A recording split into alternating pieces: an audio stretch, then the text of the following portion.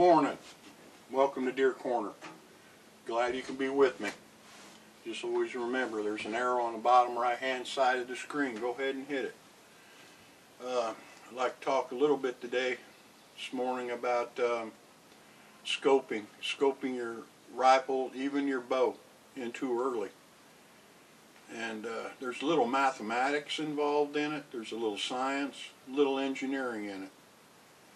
Now, pre-season scoping, I do it. I'll come out here at the cabin, 50 yards.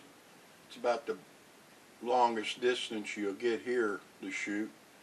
And I'll scope in my rifle, and I'll get it, ½ inch to an inch pattern.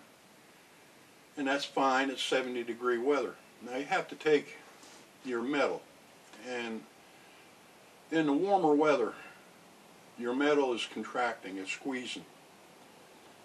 And you'll have a tighter grouping in the warmer weather than you will in the colder weather. Now, when it gets freezing, below freezing like it does here, 20 degrees, your muzzle is actually doing the opposite. It's expanding.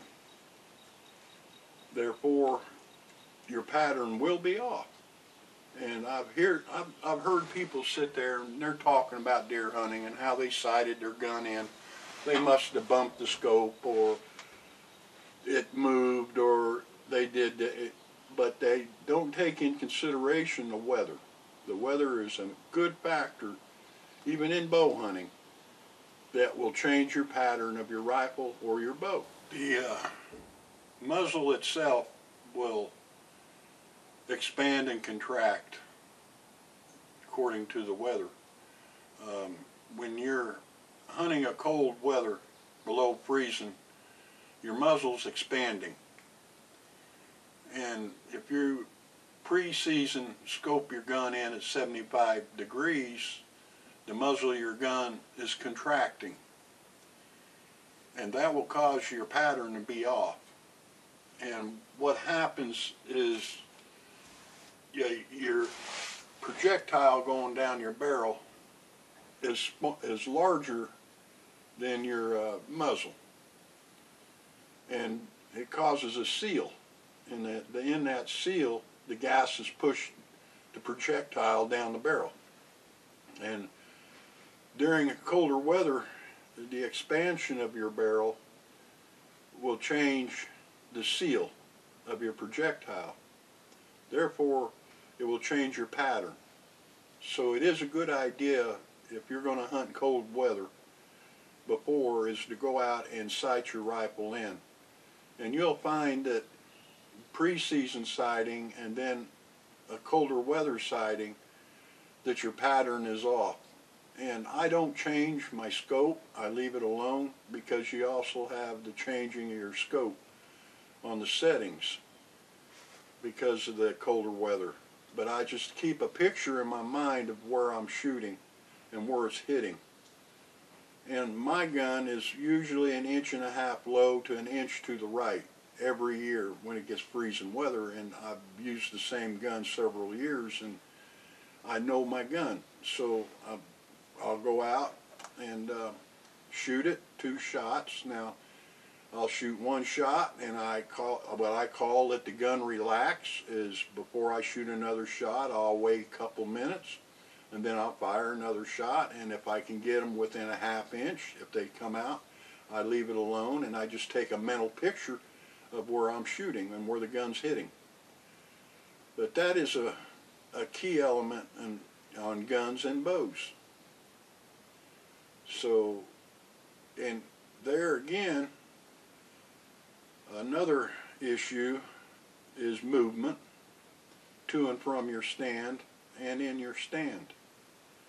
So take your time when you go to your stand. A deer may not see you, it may not smell you, but they can hear you. And a predator, such as a coyote or a wolf or a dog, they move through the woods pretty quick.